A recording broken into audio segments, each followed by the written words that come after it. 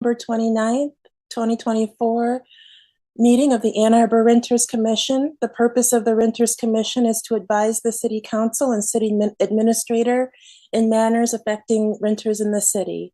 The Ann Arbor Renters Commission is made up of voting members who are appointed by the mayor and approved by City Council, 2 non-voting City Council liaisons, 2 non-voting members representing different landlord perspectives, and a non-voting representative to the University of Michigan Student Legal Services. To speak during any of the public comment opportunities, you'll be able to speak through the webinar link or by phone, depending on your method of access to this meeting. For phone access, please call 877-853-5247 or 888-788-0099 and enter meeting ID 935-8080-1941. To be called on to speak, callers must press *9 if listening by phone, or use the raise hand feature if viewing through the web link a2gov.org/renterscommission-meeting. You will be then called upon by city staff one by one using the last 3 digits of your phone number or by username if available for those accessing through the web link. You will hear an automated announcement that the host is allowing you to speak. Please state your name at the beginning of your comments. City staff will indicate when callers have 30 seconds left of their 3-minute comment period. After 3 minutes, they'll be placed on mute so that we can proceed to the next speaker. Moving on to roll call. Commissioner Lowe's.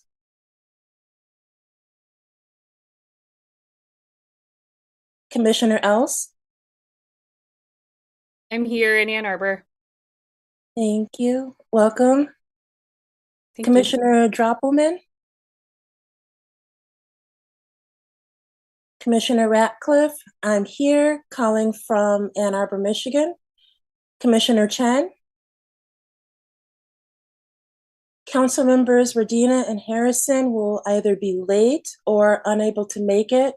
They're at the event tonight with the delegation from our sister city in Germany.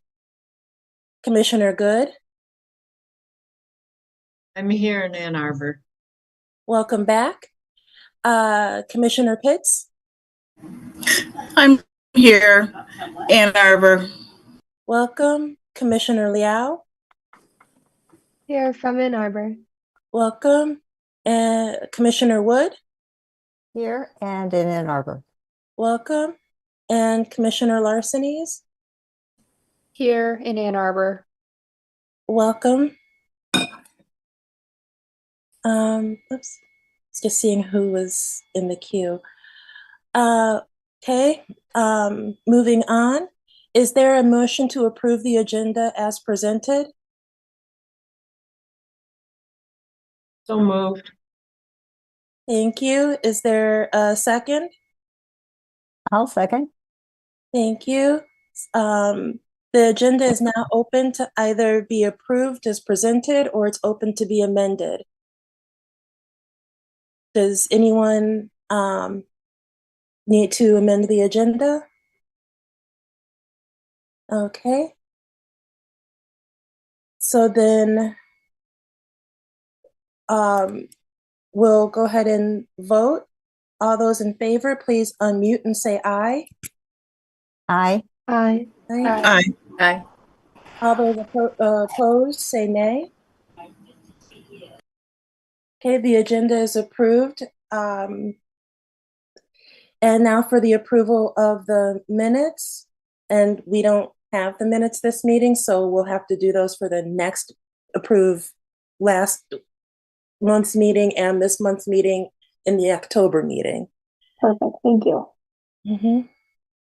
And can you check for if there's anyone for public comment, Kristen, please? Yes, absolutely. All right.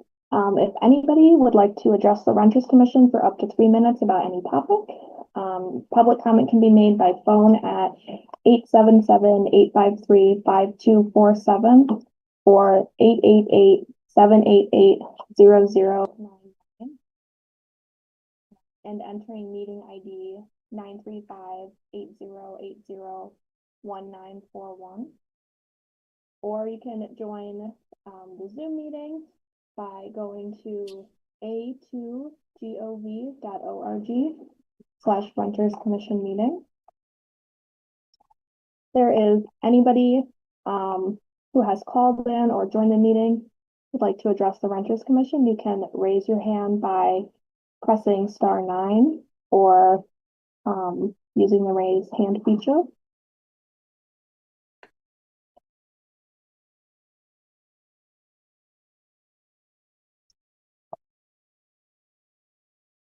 There are no attendees.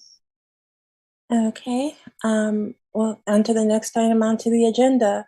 We don't have any unfinished business, so we're going to move on to the junk fee, item 6A, an update on the junk fees ordinance. Unfortunately, neither of our council members are here at this moment, so when they do come, we can ask them for an update, as the city attorney, John Reiser, also is not here tonight. The only thing that I do know is that they're getting closer and they're talking about splitting the ordinance up into two separate ordinances so we can get some things right away while they finish some of the, I guess, legal and communications on another part of it. They were thinking hopefully at the next council meeting, but hopefully we'll find out later for sure. But there isn't a draft to share yet either. And then are there any questions? Okay, then we'll move on to, oh, sorry, Jordan. Just a quickie. I mean, will we have a draft of what is Kristen, maybe you can help out with the timeline. What is our thought about getting renters commission input before something is read, or you get what I'm saying? Like, what is our proposed timeline for all the things? And do we need to think about maybe scheduling, I guess, if we want to go with education or one of our committee meetings in order to discuss it before it's presented? Because as we all know, we're getting to crunch up on leasing timeline, particularly for the students on May leases. And so just to try to make sure that we're expediting and that it does kind of uplift our work here and is in line with what are we thinking. Do you have any thoughts on how we can kind of make sure that we have that opportunity? I don't know when, this is not a very clear answer. And much like Rosanita said, I know that it's in process and that there have been many drafts of it already, but reviewed by the attorney's office and council. I will try to confirm a little bit more with Attorney John Reiser to see if he can kind of provide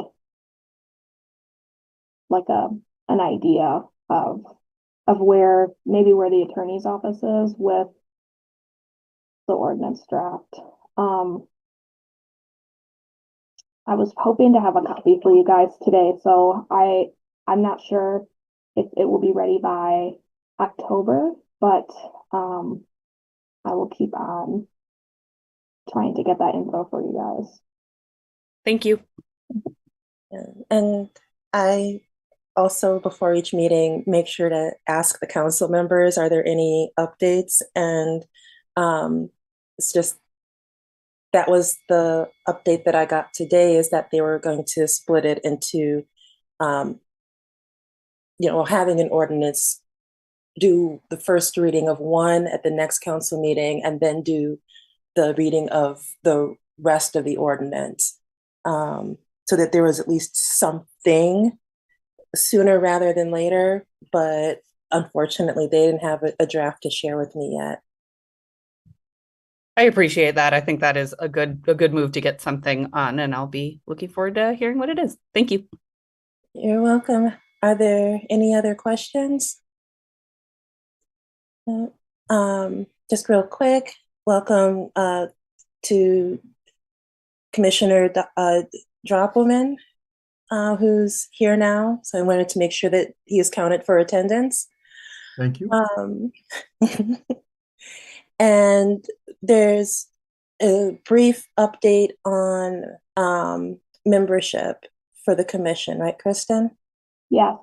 I wanted to confirm for you all that there are 3 voting vacancies currently. One of them is for an attorney with experience advocating for renters or with renter-related experience. And one of the vacancies that's non-voting is still the HHSAB representative. And I think I've mentioned before to the whole group, and I've chatted with Rosanita about it, that I think the Renters Commission should either reach out to HHSAB to see if there is a member willing to fill that liaison role.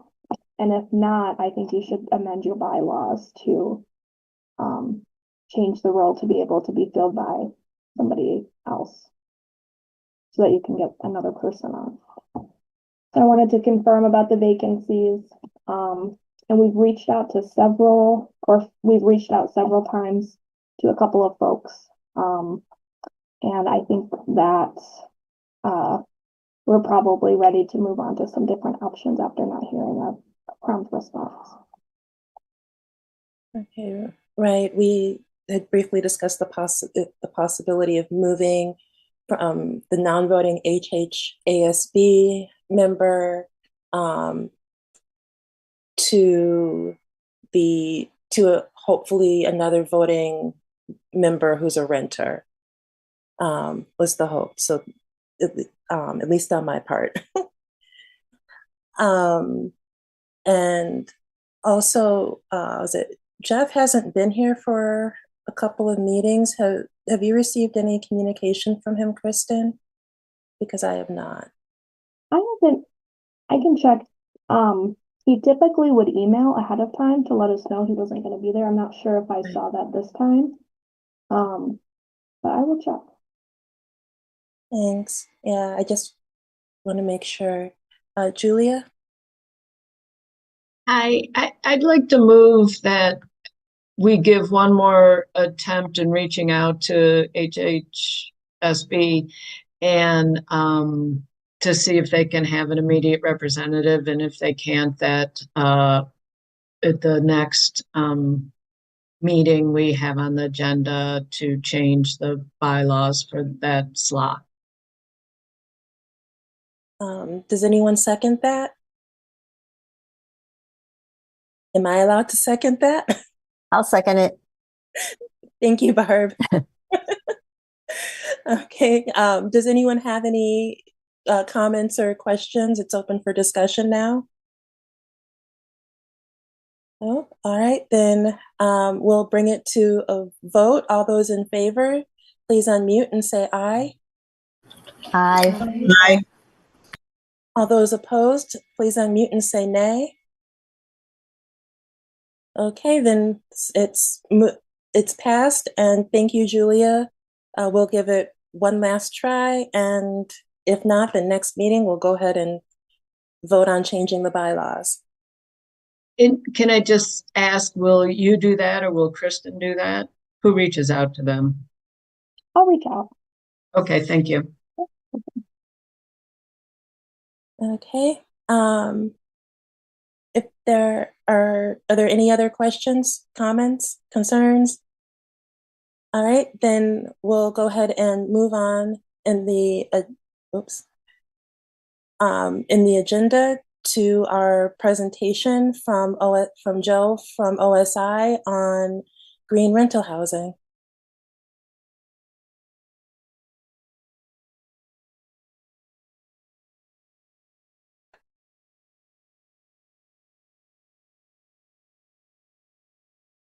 Hey there.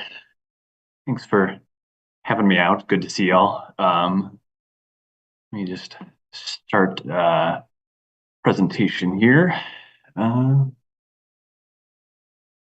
Cool. Yeah, good to be here with y'all. I know I've interacted with some folks here and there, but for those who I have not met, My name is Joe Lang. I'm a senior energy analyst with the City of Ann Arbor's Office of Sustainability and Innovations. Primarily, I work on various initiatives related to building decarbonization, which including the one I'm here to talk to you about today, our green rental housing program.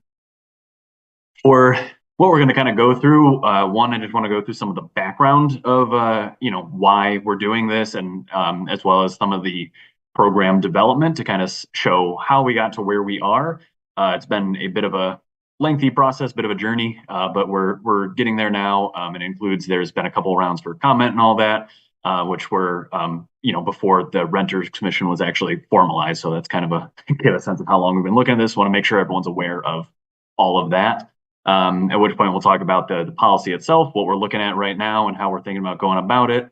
While talking just briefly about some of the resources that are available, and then want to leave plenty of time for questions, answers, feedback, and all of that good stuff, because we're still kind of working through some of the finishing touches of it all. So pretty much every presentation I go through, I will always mention A20, which I know some of you are probably familiar about, but just in case anyone isn't, A20 is our community's plan to equitably achieve carbon neutrality by 2030. This plan was unanimously adopted by City Council back in 2020. So in addition to all of the various other benefits of anything we do, and the various reasons we have for this program, we do have a imperative from our community leaders on this is something that we need to do and we need to get done. Particularly, there's a bunch of different strategies in A20. I'm not going to go through all of them, but the ones that specifically are relevant today are Strategy 2, which is working to switch our appliances and vehicles from different fossil fuel-based sources over to things that are electric, which can be renewably powered. Additionally, we have Strategy 3, which is significantly improving the energy efficiency of our buildings. And just to dive slightly deeper within Strategy 3, we do have an action within here, again, that is promoting the green rental housing program. So again, this is in the plan. This is a plan adopted by City Council. Again, went through a really long period of public engagement, public feedback. So again, in addition to just everything that we're going to talk about, all the other benefits here, just noting that this is, this local directive we have to kind of be pushing forward on this program. Going into then some of the why outside of this is, what we're told. When we look at our emissions here in Ann Arbor, using our most recent greenhouse gas emissions inventory, we see that just under 70% of our emissions do come from our buildings, which is a very, very large amount, as you can kind of see there. Now that includes all buildings. That includes, commercial buildings, residential buildings, our institutional buildings, like at the university. But when we're talking specifically about our residential buildings, about 55% of our housing stock is in rentals, which is, naturally that's more than half. It's a big thing. And we don't have anything that's specifically targeting emissions that comes from these households. So while I'm talking about this from an emissions lens in this perspective, we do know there's a lot of other benefits that come from doing this work. And I'm going to be talking about that through, tonight as we go, and also definitely open to making sure we're accounting for everything. So I'm very open to hearing feedback about some of that. The big reason of why we're kind of going about this program in, kind of in this way, different than some of our other programs, is really this big thorny issue that I know a lot of you are familiar with in the split incentive, which, in case anyone is not familiar, is just basically who is able to benefit from something is not the person who is able to make the improvement. And so where this particularly comes up in the, the rental context, again, when we're talking about things like energy efficiency, electrification, renewable energy, all these kind of things, the property owner is the one who is primarily able to make those upgrades. But in a lot of cases, again, not all, but in a lot of cases, they are not the ones who pay the utility bills.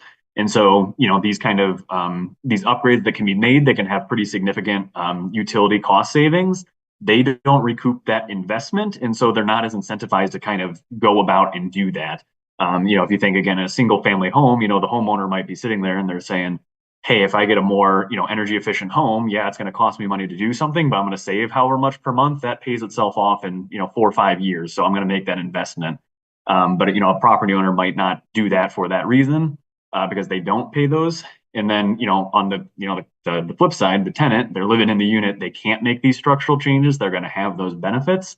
And then, they just simply can't do that, but they're still continuing to pay whatever their utility bills are. In some cases are, exorbitantly higher than they should be just because these haven't been changed over time, but they have no ability to kind of make that change. And so that's kind of how we're going to, or why we're going about this, is really trying to address this issue, because we've seen, continuously over time, rental housing gets upgraded at a much lower rate than our single family housing stock because of this issue. And a couple things to note too, just on some of the existing procedures. I probably don't need to tell too many of you this, but we do have an existing rental inspection process. It covers a lot of different things, predominantly related to health and safety. And it's kind of an all of the above. You got to do these things to be able to rent out a unit.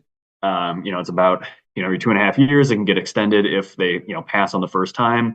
There are some weatherization stuff in here that's related to winterization of rental housing.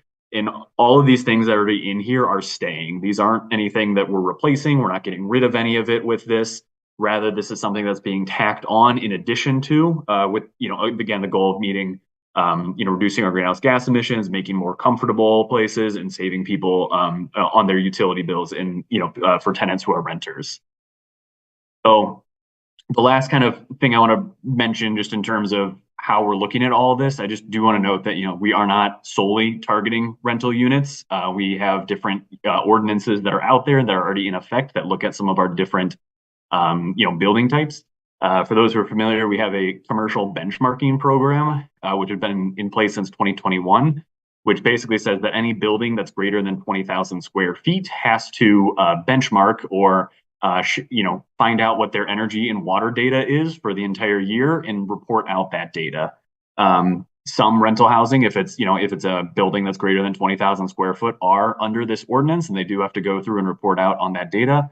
And basically what this does is it just allows, again, building owners to know the different energy and water usage in their buildings, and that can encourage changes to be more efficient. If they see something where, they might not know how their building's performing, if they see it's not performing well, they might consider making changes with that.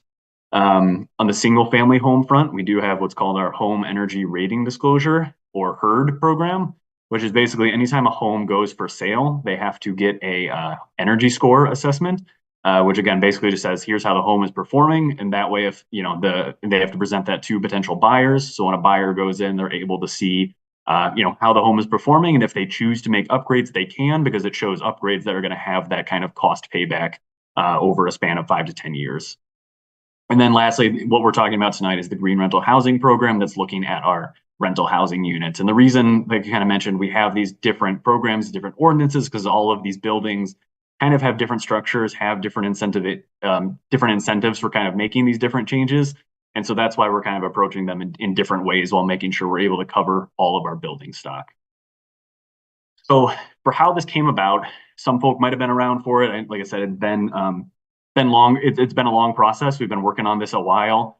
And like I said, the first time we went through public feedback, the Renters Commission wasn't yet established. So, were you, we would have been going through it then, but just want to talk about how all that's been for now. But we started off with, with most policies, most things, just seeing what's out there, making sure we know what's, what exists, what's worked, what hasn't worked. So we worked with a couple different national sustainability and building experts to really just go through and look at, what type of rental policies are out there as it relates to energy efficiency. See, again, what those best practices are, see, what they did, how they designed the programs, how they implemented the programs, how the programs, have worked in the cases where there's ones already out there, and just seeing all those things and seeing how they were able to do it in a way that worked for everyone, making sure they accounted for folks and how they made it to be done in a way that was, again, able to go into effect and was able to be effective.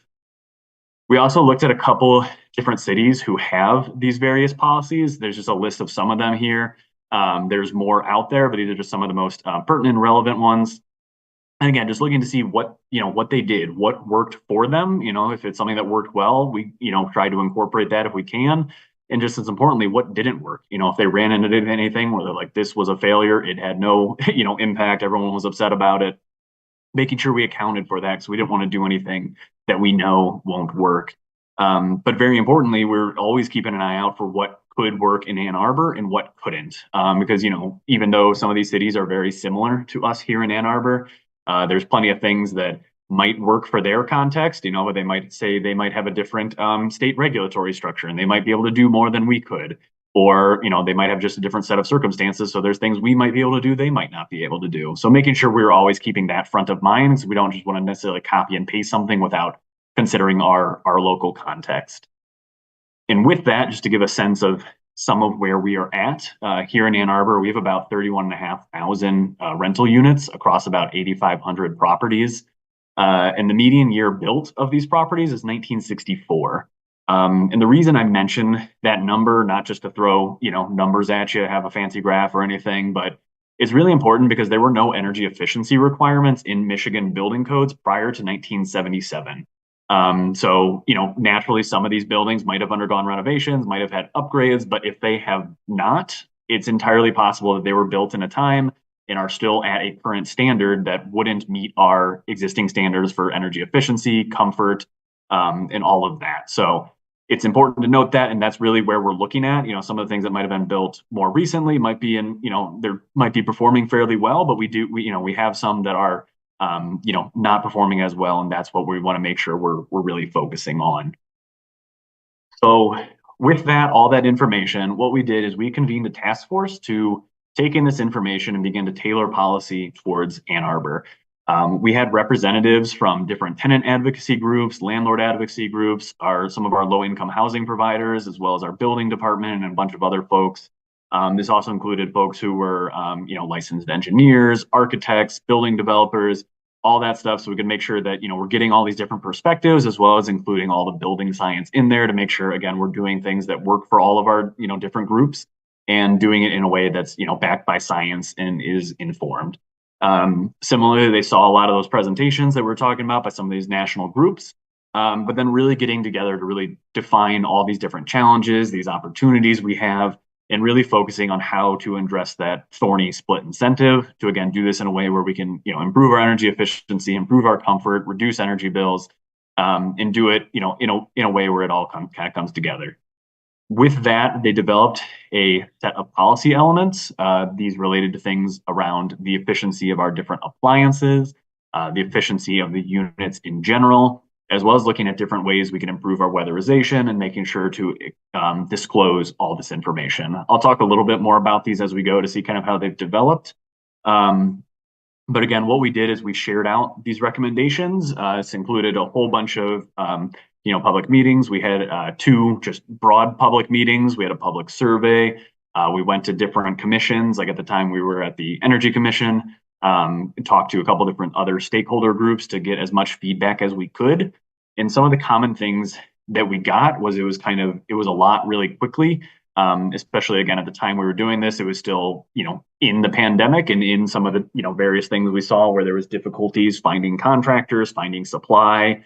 So in some cases being told you had to make, widespread changes in a span of 6 months was, borderline impossible just with all of that stuff. As well as some of the things felt inconsistent with what was incentivized. There were certain items where they were weighted equally and something would have a much bigger impact than the other. And so it just kind of felt unfair across the board because they weren't adequately represented for the amount of work it was or for the amount of impact it might have had in a unit.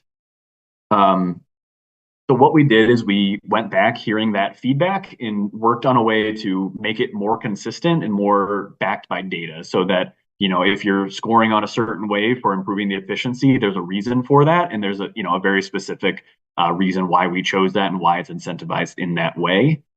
We also have a slight phase in, which has, a couple different goals that I'll talk about, but just allowing for these kind of changes to be made. But have the ability to make those changes in an effective manner, as well as some of the stuff felt a little convoluted. It felt like there were 3 different enforcement ways to kind of go through and find all these different things that it felt like it would just kind of some of it would get lost, and in that kind of enforcement, it would not kind of get into not be enforced essentially. And so we wanted to make sure we kind of put everything in one streamlined way to make it, one, easier to do, easier to make these kind of upgrades, make these, receive these benefits, but also ensure that they are in fact being made. So with that, I just want to go through, and also we can do questions at the end, but if there's any point anyone needs clarification on any of this, go ahead and raise your hand. Totally fine to jump in at any of it. But yeah, so to go through where we are now and how we're going about it. Like I said, we kind of work to bring it all together. And the big way is through what we're calling these energy efficiency requirements or energy efficiency targets for rentals. The way it works is there's two different pathways, and I'll touch on these different pathways.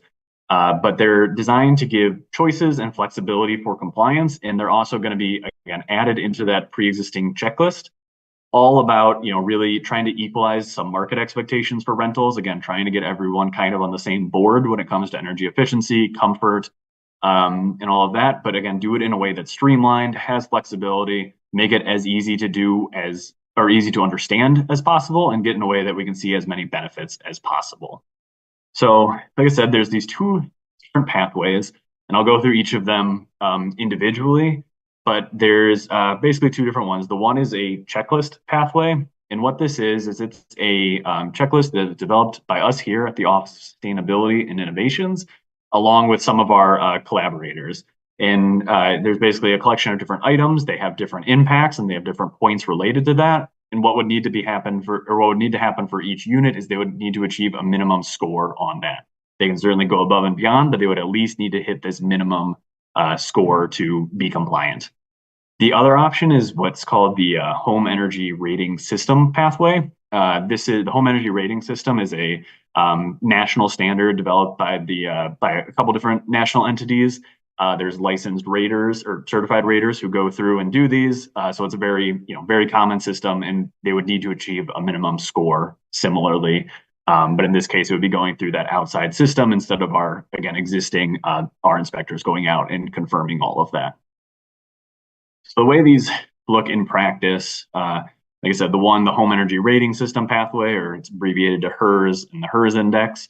What they would need to do is they would need to hire out an energy rater who would go through. They would perform this assessment. It can take a couple hours to do, and basically it goes through, puts in all the different inputs of how the unit performs, the different appliances in it, and it spits out a score. The way that the structure works is 0 is what's considered a zero energy home. So it's something that essentially offsets all the energy it uses with renewable energy.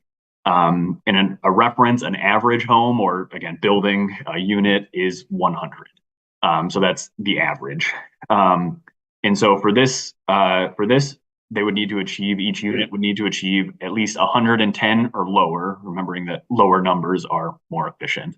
So that's that. Again, they would need to go out, they would get this inspection done, they would get their score, and then present that score to the inspector to show that, yes, we are compliant with that. The next, and I'll spend a little bit more time on this one just because this is something that's new. It's not that kind of, national industry thing that is all out there, but is what's called the checklist pathway. And again, this was developed by us here along with some, energy efficiency and building science experts. And again, we have a whole bunch of different points for different items, and they would simply need to achieve a certain number of points to be compliant on this. To walk through how we got to these numbers, I'll caveat this with, you don't need to know these different things. Like we have these three separate set of points. No one needs to go and get a certain number of points in each of these different categories, but rather I'm just kind of showing this to talk about, here's why the points are what they are and how we got to those points, just demonstrating that, there's a reason for this. We didn't just pick these numbers out of a hat. But just want to show that, again, this isn't like, it doesn't show up. You don't need to specifically know it, but just want to make sure that folks understand where it comes from. So we have a set of points that are dedicated to planning. And the reason we have this is because we want to make sure that units are being upgraded in a way that makes sense. We don't want people to be going through and looking at a checklist and seeing, well, this gets me the most points, so I'm just going to do that, regardless of how effective that is in the unit in terms of the specific needs of that unit. So these are two different items. One is getting an energy assessment, which is basically just going through and again, seeing how the unit is doing. How energy efficient is it? How much energy is it using? And then so that we can get that baseline and be able to understand what needs to take place. The second part is what's called an energy improvement plan. And it's basically taking that information and making a plan for what is going to happen, how it's going to happen, who's going to do it, and what time it's going to be done. So that way we can be doing upgrades in a sustainable way. Again, instead of just doing like, oh, I need to make this change, I'll go do that right now and go and spend, either a ton of money, tear out a bunch of things, cause a bunch of disruption for, just for the sake of getting points, but rather doing it in a way that make sense for either, within their, a business structure, but also, along with, the tenants who are in the unit. You're not kicking anyone out to make changes, but, you can be, okay, this unit will have a turnover at this point in time. We'll do the more intense upgrades at that time. So that's that category. The next is what we call modeled points. And basically what this is it's intended to really be a one-to-one of how much of an impact it's going to have in terms of reducing greenhouse gas emissions and how many points there are. I'm happy I'll go into just a little bit of detail about how we did this. If folks have more specific questions, happy to go through that. But the basic premise is we used a tool developed by the National Renewable Energy Lab, or NREL. It's called Redstock, and basically what it does is it models all of the buildings in the country, and then you can, sub-select down to your area. So we looked at Michigan for this, and then we went and we made all these different measures to see what kind of impact they would have. And so, you would see if I do this, I reduce energy use by this much, and then we compare that to, how much of our energy, how much that emits greenhouse gas emissions to get that percentage number. So basically, through here, if it's a modeled point, if something has a 10% reduction in greenhouse gas emissions, it's worth 10 points. Designed to be simple, designed to make sense, designed to be in a way where it's adequately accounting for how much of an impact there is. And then the last category is what we're calling non-modeled points. And basically what these are for all these different health, safety, and sustainability actions that, we don't have a direct way to measure exactly how this is, what kind of impact it has. But we know it's important and we know there's a benefit to it. So we want to make sure we're accounting for that, and we want to make sure we're accounting for that in an equal measure. So all of these are, worth the same amount of points. If it, hits on multiple things, it might get doubled in terms of the points. Like if it does both health and safety and sustainability, it would get points for both of those. But just some examples of this are, providing bus passes to tenants. We know that, can help people in their transportation costs. We know using public transit can cut down on greenhouse gas emissions. We don't know exactly what those numbers are in terms of what kind of benefit you would have, because it's going to vary depending on how many people use it, how many people there are, but we know there's a benefit. Similarly, we have a category of, doing tenant education programs, because, we know that if you live in an inefficient unit, what you do in the unit's not going to have much of a difference. It's just an inefficient unit. But if it is, it's getting more efficient, the choices we make in them can have an impact. So we want to make sure that folks are aware of what they can do on their end to kind of, cut down on energy usage, cut down on energy costs, and all of that. So the whole checklist was available in your packet. I'm happy to go through specific things, but just to, kind of roughly what this looks like, here's just a couple screenshots of a couple different items in there. But you can see you have what the option is, how many points that option's worth, and then what needs to be done to get those points. There's a bunch of different categories. Again, you don't have to go through in each category. You don't have to get a certain number of points. It's just kind of broken up that way for visual clarity to kind of make it easier, to go through. And then what needs to happen for this is, again, that kind of phased approach we were talking about. If this goes to city council and if it passes from city council, 6 months after that point, during the existing rental inspection, every unit would have to get at least 30 points on that checklist. There's 220 points total, so there's flexibility there. Again, designed to be, getting going in a way to make sure that, one, we're getting people involved and we're getting them thinking and we're getting them, starting to make changes where we can, but providing enough time for, if there needs to be more substantial changes, that they're able to happen, again, in a way that's not disruptive to folks, from all different perspectives of that. And then 3 years after this goes into effect, it would reach that, final period of compliance where 80 points total need to be achieved. There's nothing stopping anyone from getting more points from that. We're trying to think of different incentivization measures we can do to get folks to go higher than that number. But that's kind of that bare minimum of where folks need to be at. We anticipate there's plenty that are already doing well, but we also know there's some who are going to need to do some work to get up to that. And we're looking to help folks out to be able to make those changes so we can get to that number to, again, kind of set that baseline level of energy efficiency, comfort, and, energy bills. And then regardless of how they go about it, we want to make sure that people are aware of what it is. We want to make sure the scores are publicly available. the existing inspections are already publicly available. We also know that, where it is and where it's available is not very intuitive, or how to find that. And so we want to make sure we're doing different things to, reach more people so they're aware of what it is. And so, with the goal of being, if you're searching for an apartment, you need to find a place, you're able to kind of find this score and you can know how efficient that apartment is, which can kind of help make different decisions based off of that. The way this will be enforced, again, it'll be going through the existing rental inspection process. Basically, the property owner, whoever is responsible for going through that, they will have to submit the points they earned either through the checklist or the HERS pathway. They'll be able to submit documentation that basically shows, yes, here's what I did, here's how I got there, and then the inspector will go through and verify it. If the unit does not achieve that the point requirement, a fine will be issued, and that fine will recur each day until it's brought into compliance. So that's how we're going to be going about making sure that these changes are made. Before I conclude, I just do want to note there's a couple different things we're doing to try to help out with this.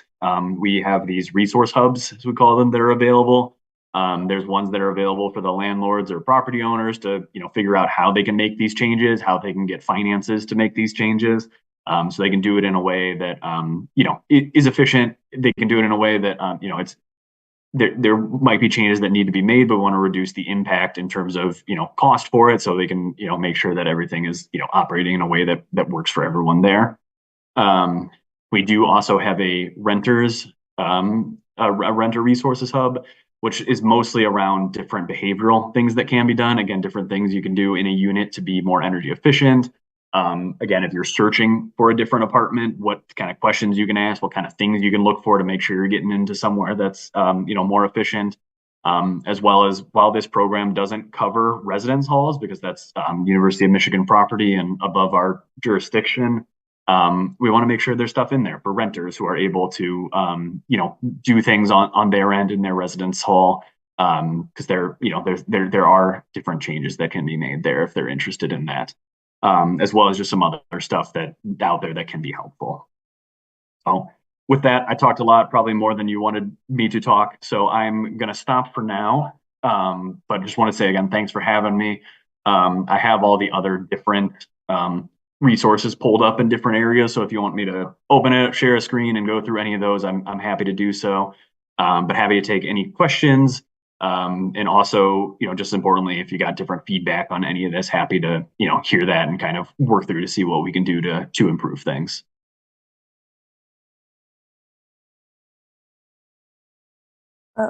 I have several questions. The first one is, it's a little bit confusing to me because when you talk about the rental unit, do you mean like the multifamily housing complex or my individual apartment unit? Yeah, individual apartment unit. So each of them goes through the inspection. Each of them get their own inspection. So each unit, each person that lives in each, rental, unit apartment, each of those would need to go through this process. Okay, and so if it's an apartment complex with 80 units or 300 units, does every single unit have to pass the inspection for the building to pass inspection for the green rental housing ordinance? Or is it that like the majority has to pass?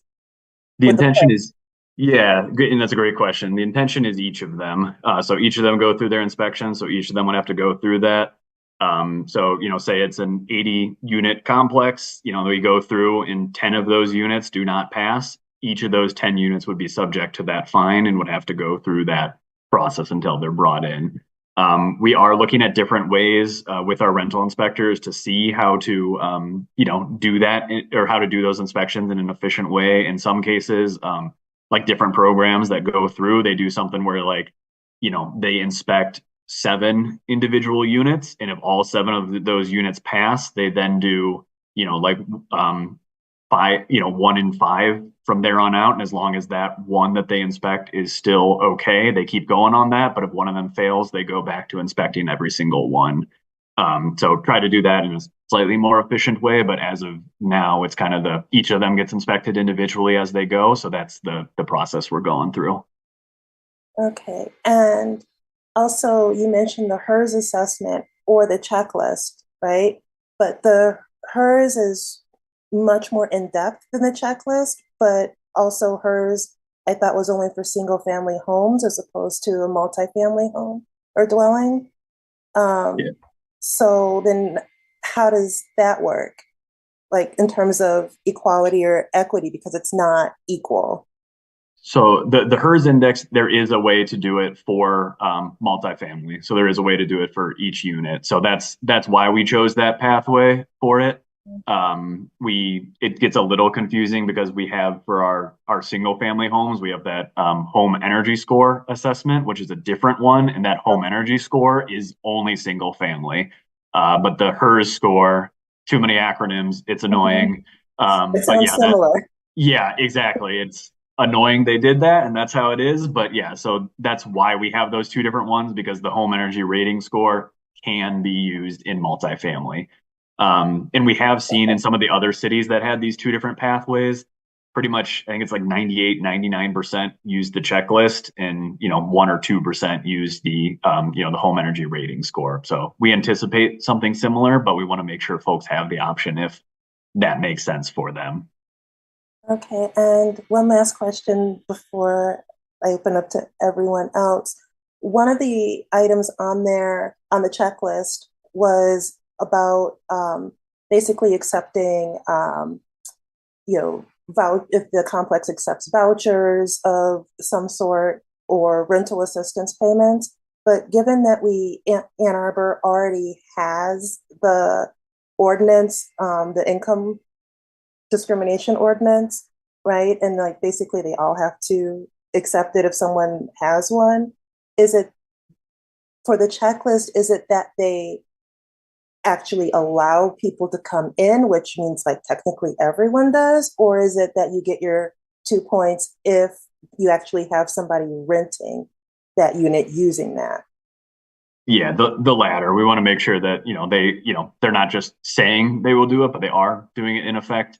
To make sure that we're trying to be as making sure that they're not excluding anyone for whatever reason, and similarly making sure we have some of those eviction provisions in there. I know like there are of course various things out there that do protect people, but we know in practice that doesn't always come to light. So we want to make sure that we're rewarding people for who do go through that process and are accounting for it. If there's different ways to make that better too, totally open to hearing it. I was trying to list a bunch of different things that we could get in there, but if there's other better ways to phrase that or making sure we're including more provisions, definitely open to including things in there or taking things out that aren't applicable or anything like that. Yeah, I think something has to go with the phrasing of that because it was a little confusing because someone feel like, well, of course we accept them. It's just nobody's asked, you Right. know? Yeah, definitely. So yeah, if there's better, like I said, I'll definitely be looking into these things too. But if folks have, ideas or ways to kind of share that, happy to make those improvements.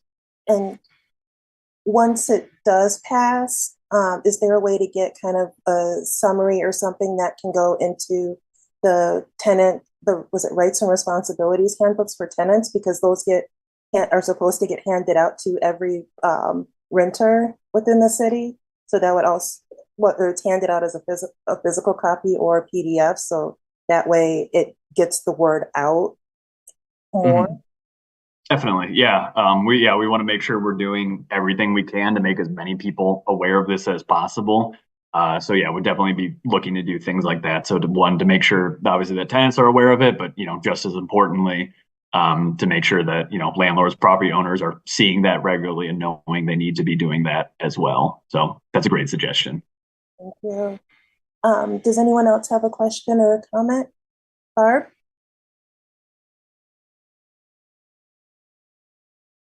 Oh, you're on mute, Barb. First of all, thank you, Joe, for that presentation and all the work that you've done. This was like a lot of work. But I've been going over, I shouldn't have said but, there's no but about it. I'm going over this checklist, and there's a couple of things that concern me. globally, I don't see an emphasis anywhere on air conditioning. There's a mention of, let me see if I can get to the right part where it's mentioned here. It says something about, space cooling is provided. There doesn't seem to, for me, there's not enough emphasis in this plan on the fact that we're moving into more and more consequences of global warming. So we're needing more and more air conditioning. Air conditioning is as important as heating is for me at this point in time. And so, and I'm dealing with a space cooling thing. So I've got one air conditioning unit that's in a window that's at the opposite end of the apartment from where we spend most of our time. So it's not energy efficient for me to crank that air conditioner up so that then I use 3 or 4 fans to move that cool air into the living room. So I'm wondering, because at some point you've said in here that backup systems that should be provided through alternative energy sources. So what's the plan for that? I know that the city has, I forget what it's called, SEC. There's a plan in place that the city is working on to come up with a solar backup. How far along is that, and is that something we can rely on when DTE just, fails us on numerous occasions? Yeah, thanks for bringing those up. I'll start with the air conditioning thing, and then I'll jump to the sustainable energy utility as an option as well. Okay. So first, the thing I'll note, yeah, you do have in here. I can share and go through some of the checklists just for sake of seeing things. Hope this isn't too small. It probably is, but so yeah, the point you're talking about is up here somewhere.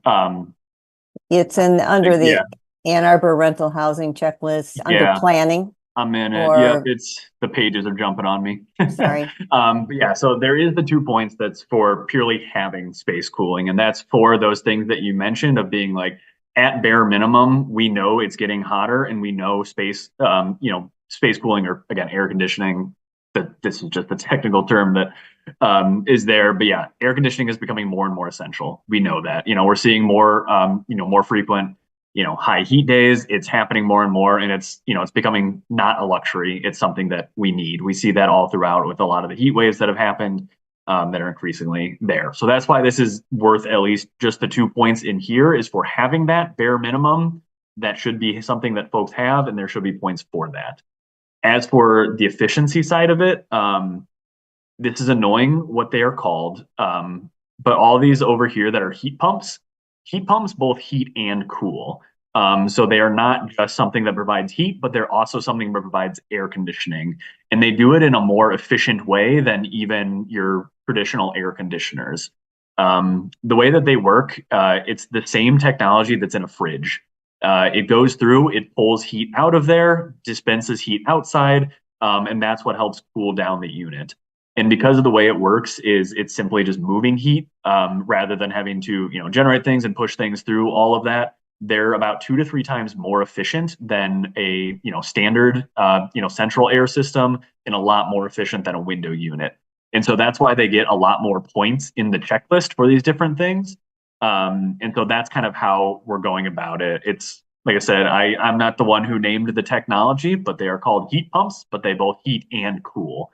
So that's where that air conditioning stuff shows up, because it's twofold in that, one, they're a lot more efficient than a standard air conditioning unit, and 2, because they both heat and cool. That's why it's incentivized as opposed to a traditional air conditioning unit. Because if you get a traditional air conditioning unit, you're predominantly going to have something like a gas furnace or a boiler that still relies on fossil fuel.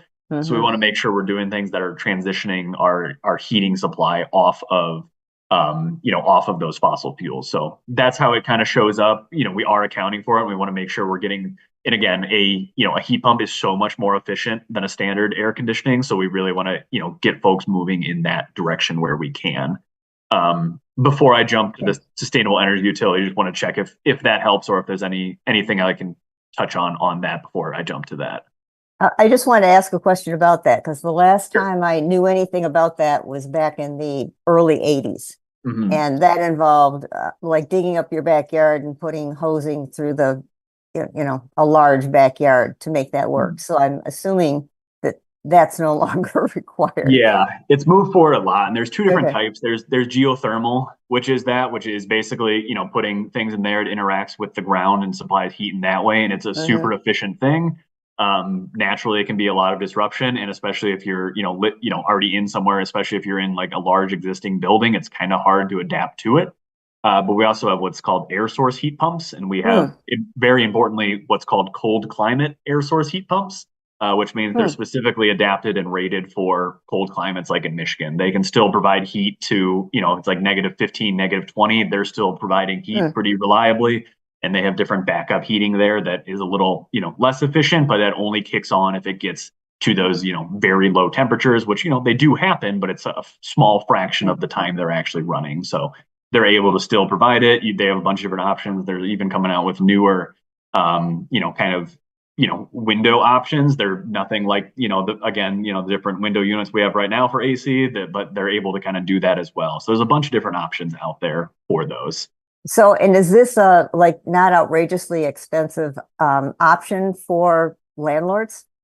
Yeah, they're out there at the moment. They're kind of a little more expensive. Some cases they can be a bit more expensive up front. But what's important to note about them is one, they last pretty long, and two, they're both a heating and cooling. So it's essentially you're getting an air conditioning unit and a furnace at the same time. So it kind of, in some cases though, it still is more costly. So there is that. Okay, thank you. I'm gonna look into that. Thank you. Yeah, definitely. And then just to touch on the sustainable energy utility, I will note there's only so much I can say because I need to be entirely fact-based about it. And the reason for that is this is actually coming up on the ballot in November, whether people want to support this and have it, as something in our community. Naturally with that, and because that's in my office, I cannot do anything to advocate or sway people in one way or the other. So purely, I can only stick to the facts on that. But yes, the goal of that is to have an option that is able to provide clean, safe, healthy energy in our community, with the goal of getting, again, more resources like renewable energy and battery storage out in places that, either traditionally cannot afford these types of energy or that traditionally can't access it for whatever reason. So I know that we can't necessarily share links here, but if you, are able to look up on our webpage, Ann Arbor Sustainable Energy Utility. There's a lot of great information on there. We have a frequently asked questions link. There's also there's been 2 public webinars in the past few months. There's one from July, from August. And I think I've sent some of these links to Kristen, and I can get them to you as well. But would highly encourage people to check that out, to see all the different things that are kind of in there. Okay. Because it's certainly looking to be an option for renters as well. And I have one other question regarding that. Sure. Is that something that would work with Ann Arbor for Public Power as well as the DTE? They all kind of go together, and like I said, they're all slightly separate in kind of how it works. So this would be a supplemental utility. So basically, the way it would work is you'd subscribe to it, and you would get as much of your power and backup power from it as possible. If there was any that could not be provided, that remainder would be from DTE from there, with the goal of getting as much as possible from that rather than from there. So. Right. Yeah, there's okay. little nuances in there. Like I said, that's kind of, some of it's explained in there in a better way than I can do. But yeah, thank you for bringing that up, because it's definitely an option in there. Thank you. We're gonna go Hannah, then Robert, and if there's no one else, then I'm gonna come back in and about the AC thing. So I guess I'll go. Was it Hannah, Robert? And I didn't see whose hand went up first, if it was Jordan or Julia. You can go Julia. It's fine. Go ahead with Julia. Center the runners' voices first. Okay, then we'll do Julia, then Jordan. So I guess we're going uh, renter, landlord. And I'll go after you, Jordan. Okay. So Hannah? Yeah, I just wanted to clarify who will be doing these inspections. Is it rental housing services, like as part of the normal routine rental housing inspection? Yep, exactly. It's still them through the same thing. It's just these additional items that they're checking on. And will it be expected that we may need more inspectors since they're doing more now? Like, will that increase the rental housing inspection budget? At the moment, what we're seeing is it should be all able to fit in, Hmm. especially we're trying to get as much of it front loaded as possible. We're kind of going through, it's able to be submitted in advance. So it's just checking on a couple things. Because ideally a lot of that documentation is submitted in advance. So what we're seeing right now and how we're talking with rental housing is that it shouldn't add any, undue time and therefore, cost with all that. Um, and what would it be like if someone like whoever's inspections just due next, they're just gonna start with those people, or like what's the order of operations for getting through all of the units? Yeah, it would follow the existing process. So everyone Okay. got their inspection scheduled, and that's when it would be verified and checked is during that Okay, inspection. that's all. Thank you. Thank Like, you. for those three, but you said the 3 months, it's a 30, but like so does that mean that if someone's not due for like 2 more years, then the 80s, that was like or 3 years in the 80s in effect because they've had enough time or? Yeah, and so yeah, essentially during whenever their inspection is, whatever time period that falls in, that's when it would need to be achieved. And part of that was kind of some of that, where it could have been complicated for folks. Initially the way we had it was there wasn't that phase in, and it felt for folks to say it was that 80 number, and they were inspected the day it went into effect, where they're like, okay, so I have 6 months to meet full, be fully compliant, and they have 2.5 years till they get inspected. That's kind of, it was hard to kind of make some of that. So this way, kind of everyone's roughly on the same playing field for getting to that, that final compliance number. Okay, I just wanted to clarify. I wasn't hopping in there, Robert. Go ahead. Oh, that's perfectly good. So are some of these cumulative? For example, I'm looking at the checklist and I see thermostat is programmable, 2 points. Thermostat is Energy Star certified smart thermostat, 2 points. Is that if you do both, is that 4? Yes. Yes. And that's the intention too, because just having the programmable thermostat is great. It's helpful. But like for instance, in the unit I'm in, I have a programmable thermostat, but I have to remember to program it, or I have to, it doesn't have instructions. So, I have to look up how to program it versus having one that's, can connect to Wi-Fi. That's even more efficient. You're able to check on your phone, you leave your house, you're like, oh, I forgot to turn my air off. You can do that from there. So they're designed to stack. Okay. The next question is there a sort of a life cycle uh situation here? Because I can see a situation where you have a perfectly good brand new water heater that's gas powered that you take out and chuck in the bin and go put in a multi-thousand-dollar heat pump water heater. And I don't know if your payback period is all that good when you've taken your perfectly good water heater and now, you've basically bought 2 water heaters and you're using one. Yeah, definitely. And that's part of the reason why one, we've got that little longer compliance, but also two, why there's a bunch of items on there for that. Because again, we want to make sure people are doing this in a way that makes sense. Again, we don't want people to be going out and being, oh yeah, I just got a new water heater, but a heat pump water heater gets me this many points. Let me just chuck this so I can get that 15 points. That's why we kind of want to have, those different things like an energy improvement plan and all that. So you can kind of be sitting there and being like, okay, I can meet this goal in some other way.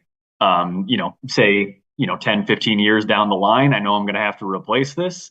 I'll replace it then. I'll get those points then. It'll be fine. So that's kind of how we're going about that. Because, yeah, similarly, while, yes, naturally, we want all these things operating, in a super great way, we also don't want to have waste for the sake of, getting there for that reason. So Right. The third point I would make is I would be careful of perverse incentives because there's some of these things here, and I don't know if you've ever lived in an electrically heated house, but that seems like a perfectly good thing to do, and the costs can be horrendous on a cold winter. So, if electricity is the primary type of energy used for space heating, boy, that can be expensive, but it's pretty cheap to install versus, say, a heat pump, which we've looked into them, and if you're a single family house, that's 2.5 times the cost of a comparable gas appliance or something like that. So maybe more depending on the plumbing you have to rearrange to do it. So I mean, looking at it, it seems reasonable, but obviously there's going to be quite a lot of cost. And that's going to come from somewhere. So. Yeah, I appreciate bringing that up, and that's one of the things that we're trying to work on is kind of this all of the above, because that certainly can happen. We see that happening.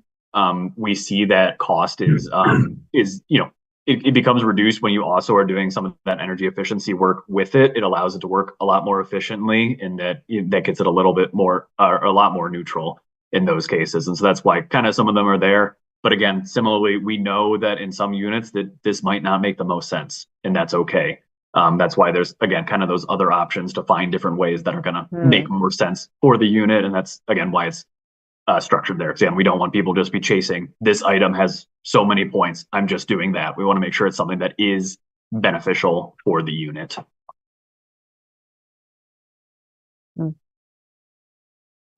Julia? Hannah asked my main question, but I did want to say I appreciate that it looks like the fine mechanism is pretty solid. There are some tenant rights stuff where enforcement is basically impossible. So it's good to see you guys thought that out. I was on the original task force, and I'm glad this is finally happening, but when is it actually happening? Yeah, and that's our goal, is to get this to city council as soon as we can. Like we said, we made pretty significant changes. We want to make sure that people see that and are okay with it. But our goal is to get to city council as soon as possible. I don't quite have what their timeline is for it, but I'd like to move as soon as we can. And part of that's why we're here with the commissions. One, obviously we want to make sure we're getting your feedback. But two, if this is something that you're all supportive of, that's a thing that can kind of be done to kind of help be moving that along where we can. So yeah, our goal is sooner rather than later, because like you said, it's been a while. It was, funnily enough, my interview for this job back in 2022 was presenting on this program with the goal of it being put in place within 6 months when I was hired. But here we are. So I feel that on how long it's been. So would very much like to do as soon as we can. Okay, thanks. And Jordan.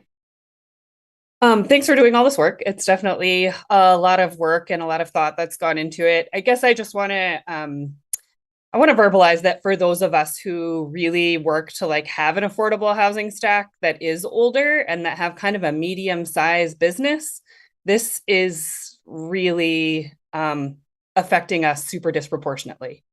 So 3 years, if you're telling me 3 years, I have to update a ton of appliances in a unit, I really just, I don't know. I hear the urgency to move. I am generally very supportive of climate change things.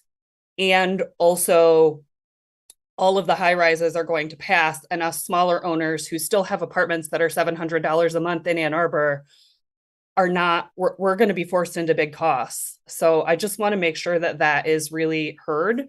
I'm someone who really pushes for renters. I understand how this benefits renters. Obviously, if your electricity costs are lower, but someone is going to shoulder that burden. And I think we need to make sure that we name that for landlords like me. I think that there's varying landlordy situations.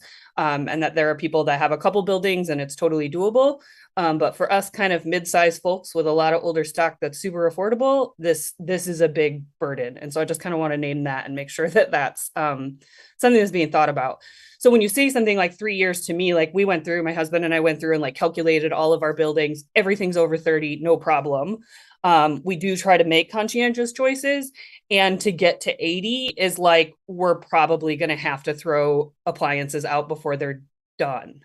In our older houses that are just like, we try to insulate them as well as we can. If we do a renovation, if you just did a big renovation this year and replaced all of the appliances and you didn't make the choices, I mean, we generally try to get Energy Star, but we still do, we still do renovations and sometimes in these apartments where you're looking for like a small stove that has to fit in a space, there isn't an Energy Star option. So I appreciate that you're giving flexibility. And I also want to verbalize that we are going to be in a real pickle with a couple of our units come 3 years, cost wise. And so I don't know how much you're hearing that. I know that there's not a lot of landlords that are kind of this mid-size that really focus on affordable housing, that do work with eviction programs, that do like support community. And we're the ones who are going to bear a bigger burden. And so I want to verbalize that is something.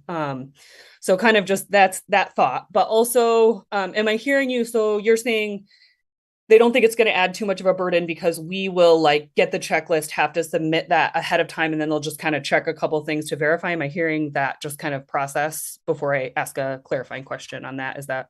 Yes. And I'm also happy to respond to the other part, but sure. Go ahead with however you want to go through. If you want to I ask just wanted to, cool. Yeah. Make sure, and things that like aren't visible, right? Like when we've remodeled something, we insulate, but it's covered. So if you're saying that just like checked off, yes, we insulated when we did the recent remodel, whatever, those kind of things. I was just curious as to how like things will be checked that are not, I can't give you a receipt for my certain thing, or it doesn't have an Energy Star sticker, or you can't easily look up and verify that. But it sounds like that's kind of all covered in you're hoping folks are honest about things, and that makes sense too.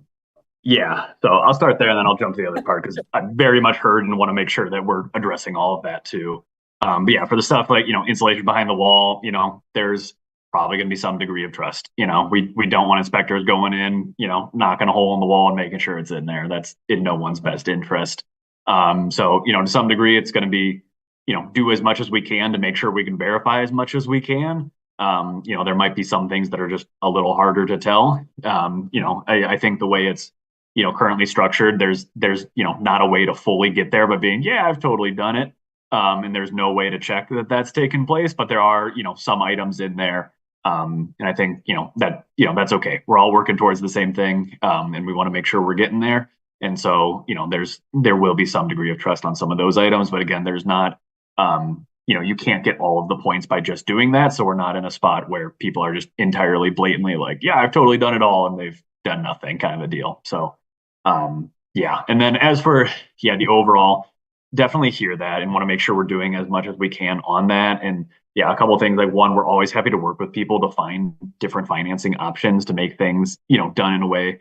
Because again, our goal is to get to a spot where we're, reducing emissions, we're getting people in a comfortable place, reducing energy bills where we can. We don't want to make things hard for people for the sake of being hard. We don't want to make you spend a bunch of money just for the sake of spending a bunch of money. So we're very happy to work with folks where we can. Like I said, we have some on that landlord/property owner resource hub. There's a bunch of different stuff on there that could be helpful. Again, will that cover everything? I can't say for sure, but want to make sure we're connecting people to that as best we can.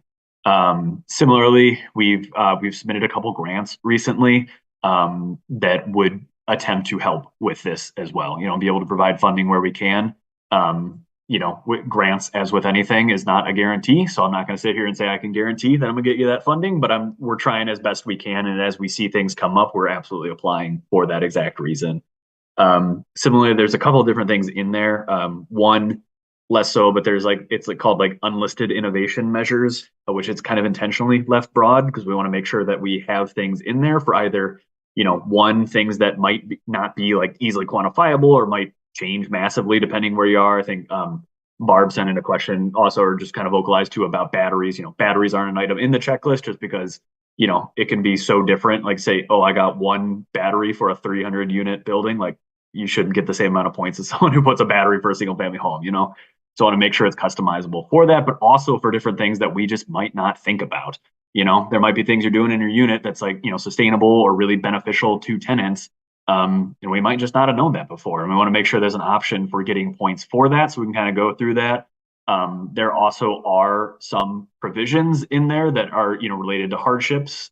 So, you know, if there's a pretty significant issue, we want to have a pathway to make sure that, you know, we're getting people to where they need to be, and we're not doing it in a way that's, you know, disproportionately affecting people or pricing people out or anything like that. So, I would like to have an absolutely perfect solution, but my answer is we want to work with you. We want to find a way that we can do it in a way that again works for you, works for tenants, all while working together towards our carbon neutrality goals. So I hear you. You know, I want to make sure we're doing, like, I don't want to leave anyone behind. Totally. Absolutely. Yeah. I think that's helpful. I mean, we've been trying, and like, just to give you an example, our last boiler failure, we would rather not have a boiler. They're a huge pain in the butt, but they are what they are. And, you know, we priced out mini splits. It was 3 times the cost. We priced out heat pumps. It's, you know, that is a reality for some of us that are, and for us, like, you know, as far as inspections, you know, each unit for us is completely unique. It's not like we have floor plans. It's not like there's ways to integrate. And so I think, I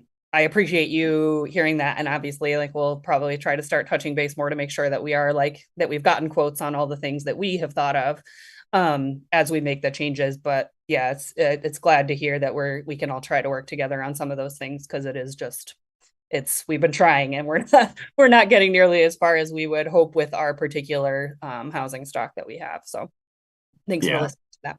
No, definitely. And I do want to say we have, you know, it's so hard to say everything at once, but we also have like a whole bunch of like other programs too that are working on, you know, those things as well. You know, we see how heat pumps are. Like I said, in a lot of places it makes sense. A lot of places right now it just doesn't.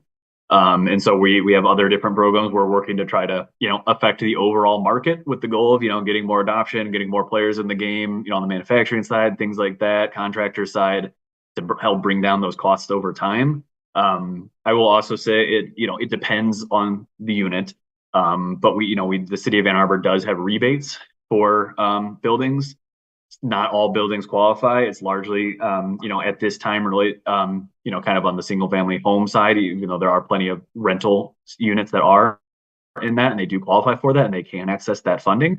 And then in future years, we're looking to be able to do more with that to kind of, help where we can. Naturally, I wish I could sit here and say I have all the money and let's give everyone all the money. That would be great. But yeah, we're trying to do as much as we can where we can to be able to help more folks with that. Thank you. Before I go again, does anyone else have a question or comment? No. So I have a couple of things. One, you said it's going to be with the inspection services. So then does that mean that when I go on stream, I'll be able to see all of the paperwork that my landlord submitted, or am I just going to see that it passed? Yeah, the goal is to make as much accessible as possible. My goal would be there's I think it's in the thing there, but the attestation form, which would show like here's what the score is and here's what's been done to get to that score. That's the goal of what would be in there. We're working through some of those different ways for how to best display that. And again, just as importantly, how to get that out to more people, because while, you and I know what Stream is, again, when I moved here 2.5 years ago, I wouldn't have known what Stream was. I wouldn't have known to look for that on my, I'm like, oh, I'm just looking for an apartment to rent. So yeah, trying to find ways to make that more accessible to more folk. Yeah, it's hard, especially for people who are coming from out of the country to access exactly information. Also, with circling back to the AC units, at the state level, is AC required in a rental unit? Because I thought that it was not. Not to my knowledge. So then is that why it's just kind of on the checklist, because you can't make somebody have one, but you can incentivize them to have one? Correct. Yeah. And yeah, kind of like we were talking about, again, it's not required in a lot of places like Michigan. We've been fortunate. We've been able to sit there and be like, hey, we don't need AC. It's fine. It's cool enough. But we're increasingly seeing that's no longer the case. And since there's not anything requiring it at this time, we want to make sure, again, at bare minimum, there's points awarded for that because it is an important thing. Yeah, although as someone who grew up here, I will say that for decades and decades, we have needed AC units. Very true. I feel you. As a warm person, I feel you. I mean, heck, it wasn't even required in Arizona, when I was there. And then my last question is, I heard that you also have an ask for us as the Renters Commission, for some, like, was it a letter of support or a resolution supporting? Yeah, this is entirely up to you. Like I said, it should go to the commission. For instance, my perspective, I'm the staff liaison for the Energy Commission, and what the Energy Commission is doing is considering whether they want to support it or not. And if they do, they would do a resolution of support to go to council saying like, yep, we've looked over this, we like this. I'm not going to ask you for anything. That's entirely up to you. I don't want to influence your decision or anything like that. If you like the program, you're welcome to do that. But of course, I'm not going to sit here and say you must do that. I will leave that all up to you for that. I'm happy to, like, as you go, if you have more questions, you want to talk about more things, I'm certainly happy to do so with that. But I'll leave that up to you with how you feel with it. Well, our next meeting is it's always the third Thursday of each month. So it's after the second city council meeting of each month. So do you plan to have this up for second reading by the end of October or like sometime in November? Yeah, this hasn't even gone to council yet. Right, that's so why I was asking. there's Like, if it was plenty of gonna be on time. okay. Yeah. So, yep. Okay. All right. Does anyone else have any questions or comments? No? Well, thank you so much for coming and taking the time to explain and answer all of our questions. Yeah, thank you all. As a renter myself in the area, I really appreciate all the things y'all are doing and all of that. So thanks for having me. And like I said, if there's any questions or anything else I can do, yeah, feel free to reach out to Kristen, get in contact with me, or happy to chat with anyone about anything or get your resources for any of it. So thank you. All right, great. Thank you. Thank you.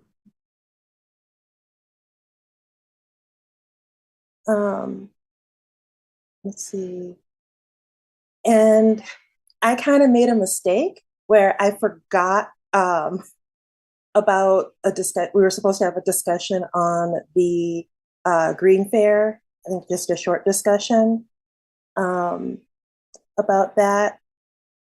So if it's all right with you guys, we'll just go back to that really quick just to touch base and remind everyone that it's tomorrow from, what time is it, 5 to 8? Is that the right time? Okay. Yes. Yep. All right. Thank you, Kristen. And what is it? Jordan, Hannah, Michelle, and Kim will be there doing the tabling for us. So just want to say thank you again to the 4 of you for volunteering for that tomorrow. Does anyone else have any questions or comments about the Green Fair? No? Okay. Then now that we have one of our city council members and John Reiser here, we'll also circle back to the junk fees ordinance and the question we ask every meeting: when do we get to see a draft?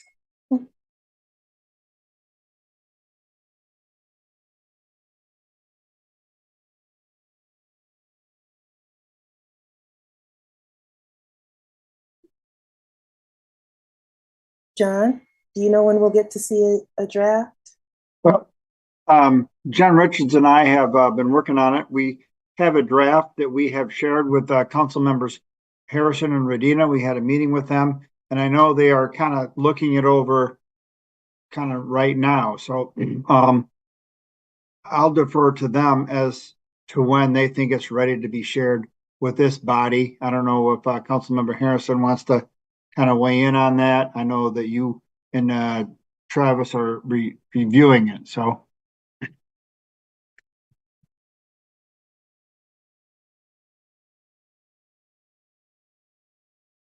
Body yet. I do believe that we will be sharing it with the chair. And also Gail, our plans right on that. So that no, we're not sharing it this evening, but that I believe soon we'll be sharing it with Gail and Chair Ratcliffe. Okay. And then once it's ready to share with if it's shared with myself and with Gail, after that, will there be permission given at some point to share it with the rest of the commission, like say during a tenant education committee meeting, the draft before it goes to council? Yeah, at some point, it's just, yeah. I assume so, yes. I'm gonna say yes to that. It's not ready though. This one's a little bit more nuanced. Okay. Does anyone have any questions or comments about the process? I guess. No. All right, then we'll go ahead and move forward on the schedule or the agenda. And we're now on to the reports and the report from City Council. So Councilmember Harrison. All right, let's see. Well, right now, the only thing I can think of to share out is that at the next council meeting, we will be voting on the millage rebate and how we are going to be distributing what the split will be like the split for the original millage rebate. It was a 40-40-20 split. 40 went to the Ann Arbor Housing Commission, 40 went to sustainability, and 20 went to pedestrian safety. As it's proposed now, we actually brought it to council at the last meeting, but in order to give folks time to look it over, we postponed it to the October 7th meeting so that people, would have time because ballots are being mailed out at the end of September. So we wanted folks to have time to look it over and, weigh in if they would like to do so. Certainly if they're interested in doing that, of course there's public comment at the next meeting.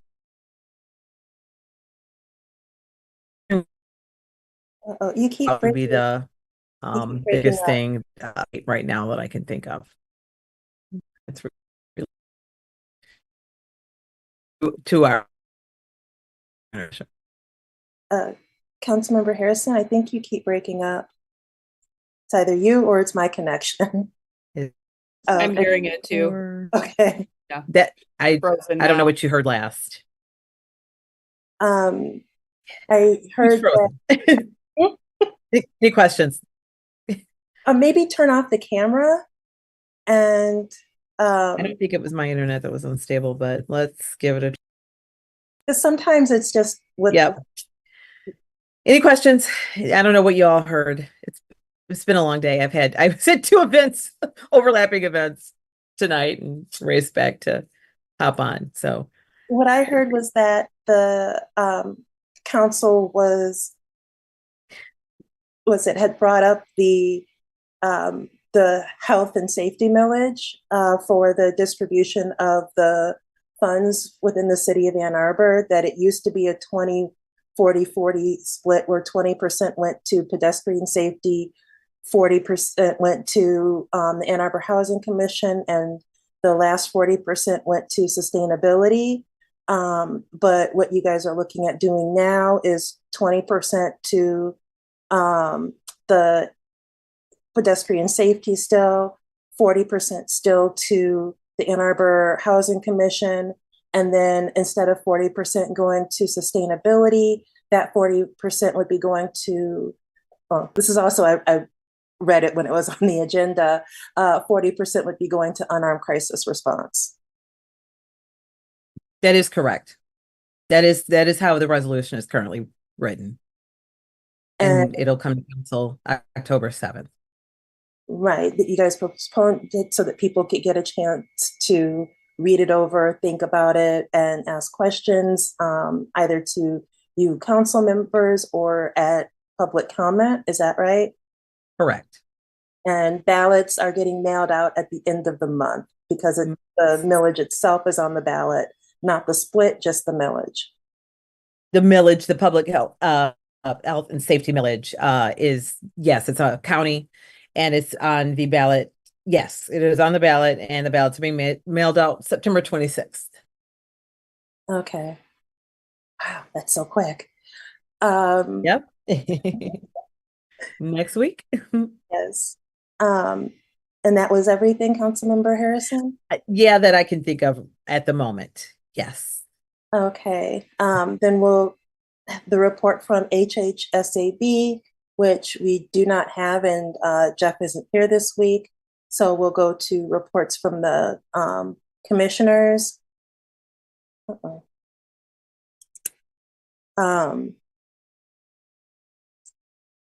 Sorry, it's hard for me going back and forth with the screens. I'm using my boyfriend's laptop tonight. Do any of the commissioners have any announcements or comments? No. Okay. The only thing I have to share is, again, the Green Fair is tomorrow. Please go, have fun. Pick up free stuff if there is any. And that next month we have the people from building and rental inspection services coming for the next Renters Commission meeting. And so if you have any question, start thinking about questions that you want to ask while we have them here as a captive audience about rental inspections and how that works, if you have, and enforcement, all of that. And as soon as, it's okay to give you guys the draft on the junk fees, then I most likely will call a tenant education committee meeting. So that way we don't have to necessarily worry about a quorum to discuss the junk fees. And if it's brought up after our regular meeting, then we would go ahead and discuss also whether or not we want to do a resolution in support of the ordinance as it's written. And hopefully next month also we'll discuss the green rental housing ordinance and whether or not we want to do a resolution for that as well. Is there anything else for next month's meeting that you guys would like to see on the agenda? Then if you can think of anything, please, email Kristen and myself, and we'll move on to Kristen for the staff liaison report.